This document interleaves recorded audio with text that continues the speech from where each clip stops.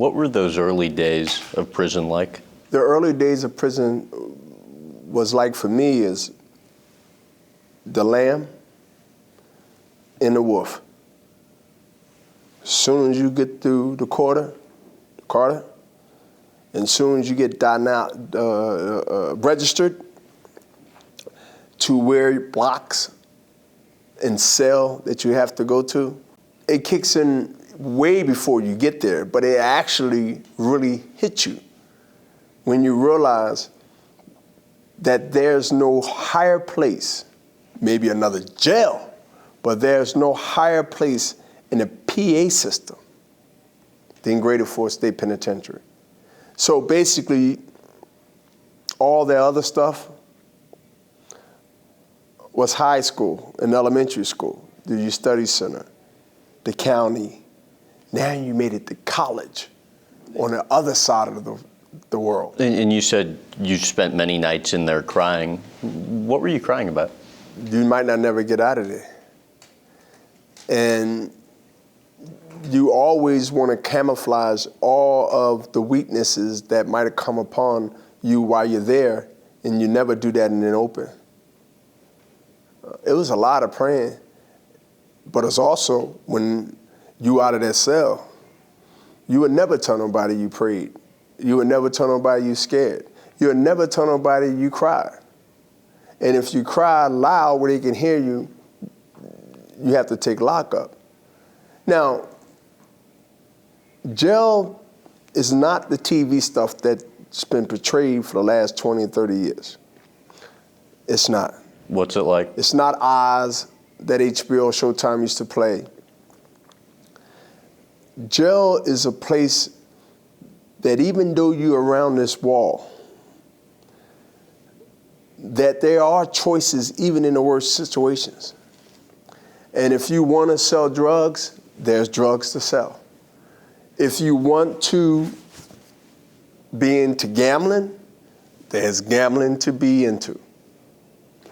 It's a small version of the negative stuff that you was involved in the street that's in there. How did you go about navigating that path?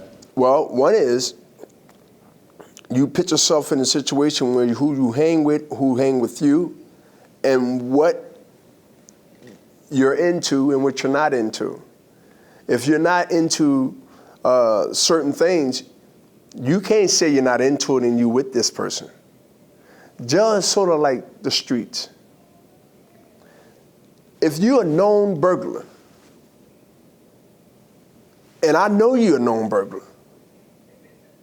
and I'm hanging with you day after day after day, either I'm a burglar with you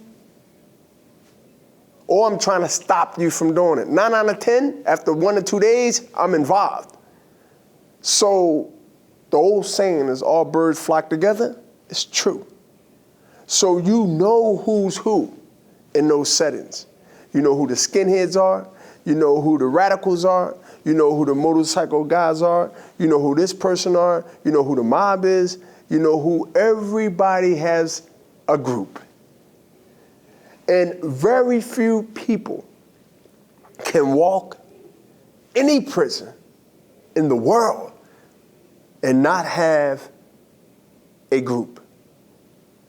Because no one man controlled thousands of people.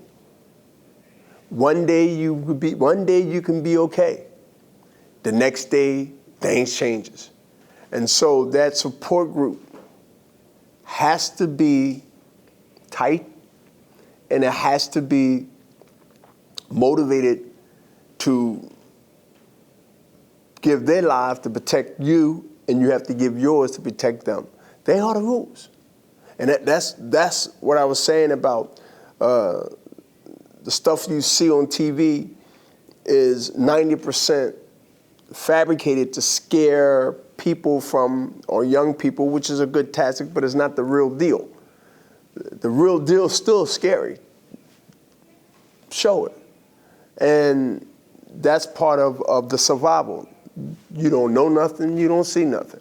Even if it's your own homie, your own bull, your own friend, your own brother. Yes, people broke the rules.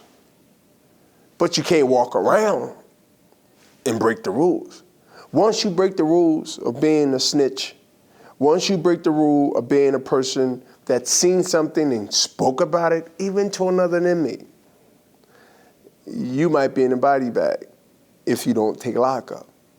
Now you're already locked up, but they can lock you up 2 times. And some people take that route.